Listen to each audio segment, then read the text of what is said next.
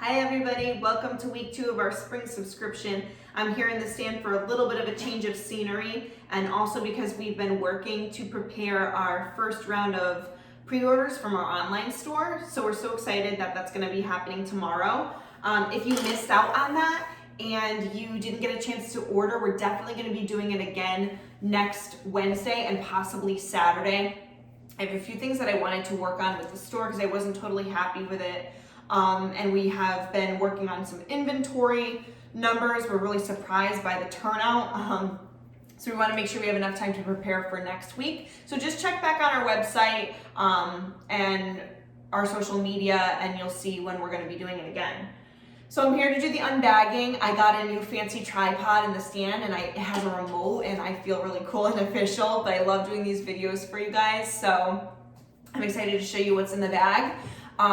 All of this came from our greenhouse and thank goodness we have it because these temperatures and the wind has been so awful. There's no way we could have pulled this off this year without it. Still no sign of asparagus and I don't want you guys to be disappointed when you don't see it come out of the bag, but this has just been a terrible start to the season. We have had a few stalks come up, but nowhere near what we've had in the past. So we're waiting to see what happens with it. But I think you'll like the variety. There's a lot of new things to try this week. So the first thing I have for you is pea tendrils. This is a really cool variety that is grown specifically for its greens. It tastes like peas. We don't get any snap peas off of it or anything like that, but it has that really great flavor and crunch that you can throw onto a sandwich. That's what I'm gonna do this week with it. My go-to keyword is always stir fry and salad. You can definitely do that with it too.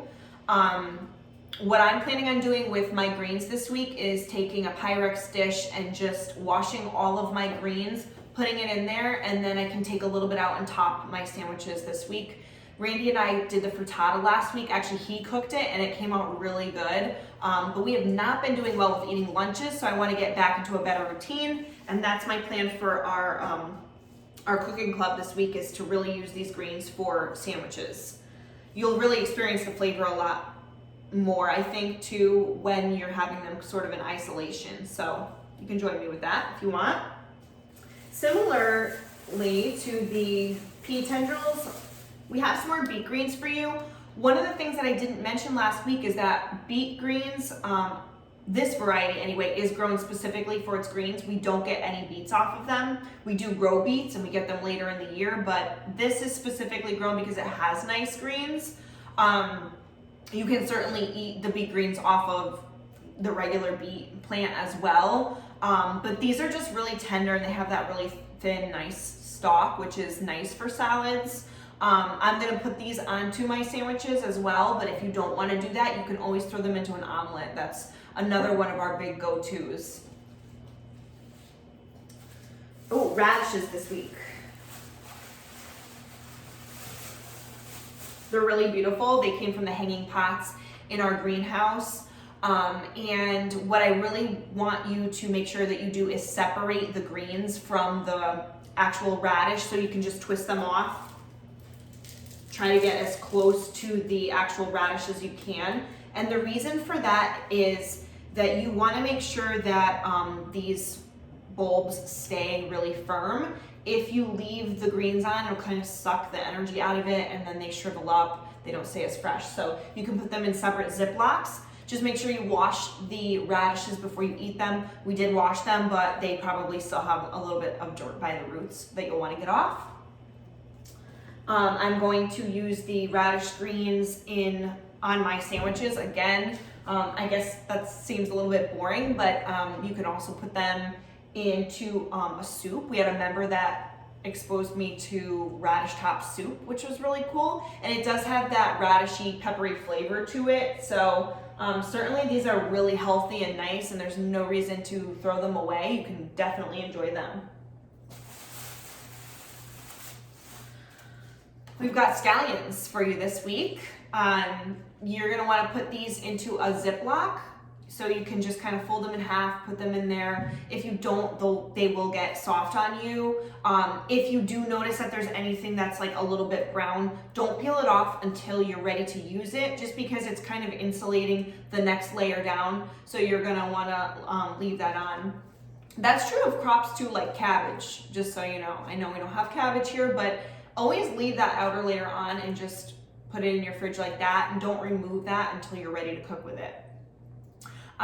This week with the radishes and scallions, I'm going to put them into cottage cheese to make a Polish cottage cheese spread. And actually the recipe that I put onto the blog uses chive, but there's no reason why you can't use scallions because they're so similar.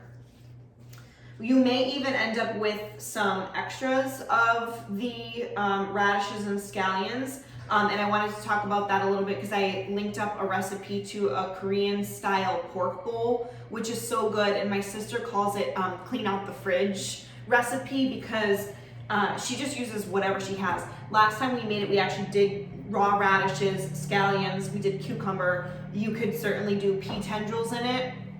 You'll see the recipe, it's up there, so if you're not sure what I'm talking about. But really you could use any of this stuff. It's a really great recipe for that. So I think if I don't use them all up on the spread or the sandwiches, that's what I'm planning to do at the end of the week. It's a nice way to offload anything that's in your fridge for next week.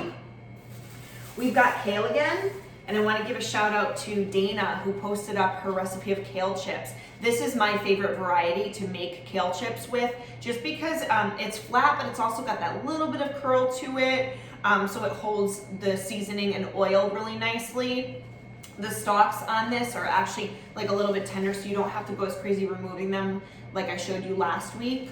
I am so excited for this recipe that I found. Admittedly, I've never made it before, but it's a taco recipe with chorizo and kale. And I'm gonna use the chorizo from Shaggy Coos Farm that we have in our farm stand. I'm like drooling when I saw this recipe. So maybe you'll join me in making that. Maybe you'll make the kale chips. Kale chips are a great introduction to this vegetable. If you've never really enjoyed kale, you'll hear a lot of people talk about using it that way, and it would make a good side to put with your sandwiches. Any seasoning you want is great. I actually might use Seasonal Catering's Southwestern seasoning on it, but you could do olive oil, you could do coconut oil, sesame oil, salt and pepper, you could do crushed red pepper, anything, garlic powder. Have fun with it, try some different flavors. All right, and last but not least, bok choy. If you've never had this vegetable, do not be scared of it. I love bok choy. We eat it probably in another very boring way. We just chop it up, we stir fry it with a little bit of onion, olive oil, you could do sesame oil, you could do soy sauce. Do not be scared of the vegetables that you see this year that you don't know what they are. If you're not familiar with bok choy, you're gonna love the crunch. We don't get fancy, we don't do anything gourmet around here. We just simply stir fry, saute, grill, any of these greens, and they're always delicious. So again, like I said, I love the texture of bok choy. You could do these in your pork bowl, you could do them with your tacos. I think I'm just gonna do it as a side dish just to enjoy it by itself. We haven't had it in a really long time, so that's kind of a nice go-to. I would love to see more of your recipes and pictures. I had so much fun with those of you that posted them up last week, so thank you so much for sharing. There was a lot of discussion about what recipes people were using and cooking tips, so feel free to get into our Facebook group if you haven't yet. It's called 2020 Subscription Members, and you can find it under the Community tab on the Laurel Glen Farm page. And definitely like our page if you haven't, so you can see those updates about the online store and when we're going to be opening, so you can spread the word to friends. Any questions about your share, let me know. laurelglenfarm@gmail.com. I'm going to use my button to turn off the video, and I'm so excited. Bye everybody, thanks for watching.